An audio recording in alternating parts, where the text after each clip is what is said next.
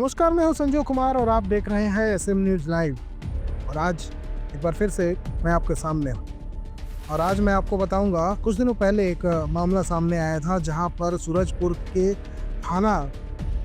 थाने के एक head constable की पत्नी और बच्ची की हत्या हुई। ये मामला पूरे छत्तीसगढ़ में सनसनी फैला दिया था और इस मामले का जो आरोपी था, जिसने हेड कांस्टेबल की पत्नी और बच्ची का कत्ल किया था, उस कुलदीप साहू का जो आरोपी है, जो इस वक्त सेंट्रल जेल में बंद है, अंबिकापुर के सेंट्रल जेल में जहां पर कुलदीप साहू है, उसके बैरक से गांजा और मोबाइल पाया जाता है।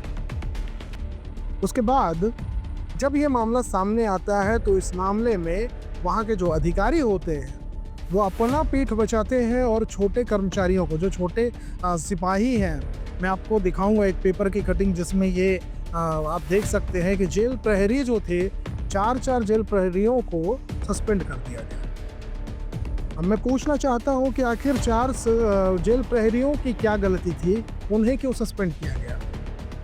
जेल का एक अधीक्षक होता है जिसे हम जेलर कहते हैं।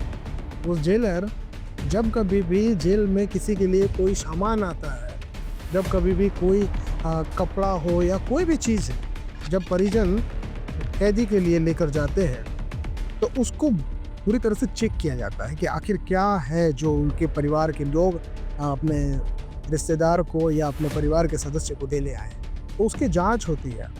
और जांच में जब सब कुछ ओके होता है, जब सब कुछ ठीक ठाक पाया जाता है, तब कहीं जा कर के वो कैदी तक पहुंचता है और जेलर की निगरानी में होता है ये सारा कुछ। उसके बाद भी 4 सुरक्षा जो प्रहरी थे, उनको सस्पेंड कर देना, उनको निलंबित कर देना, कहाँ का न्याय है।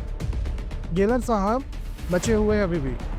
जेलर साहब इस मामले में मीडिया से जब बात किए तो उन्होंने जो बात कही, उस बात को सुनकर बहुत ही आश्चर्य हुआ। जेलर साहब ने कहा कि हमारी तरफ से कम कार्रवाई तो की गई, हमारी तरफ से जांच हुई, तब तो मामला सामने आया। ऐसा बात सुनकर भी बहुत आश्चर्य लगा कि आखिर ये काम आप ही का था, आपने किया, वो बहुत बड़ा कोई बात नहीं है, बहुत बड़ा कोई काम आपने नहीं किया है। उसके बाद भी आप मीडिया से इस तरह से बात कर रहे हैं। आपको सोचना चाहिए जेलर साहब कि आप क्या कर रहे हैं। काम आपका था, मीडिया का काम नहीं था या कुछ बड़े अधिकारियों का वो काम नहीं था। आपका काम था, आपने किया।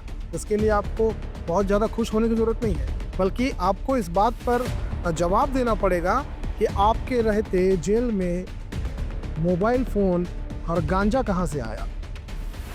कौन थे वो लोग जो अपने कुलदीप साहू को बैरक में ये चीज़ें लेकर गए थे। इसमें आपकी संलिप्तता तो नहीं है जेलर साहब, और अगर नहीं है तो उन लोगों को सामने लाइए जो सामान देने आते हैं या सामान देने आए थे।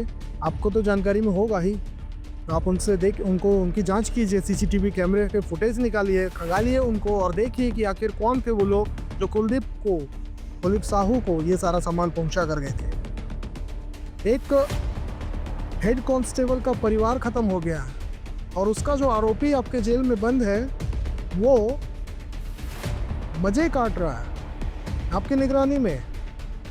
हो क्या रहा है ये सब? थोड़ा सा अपनी जिम्मेदारी को समझिए और इस पर कार्रवाई कीजिए।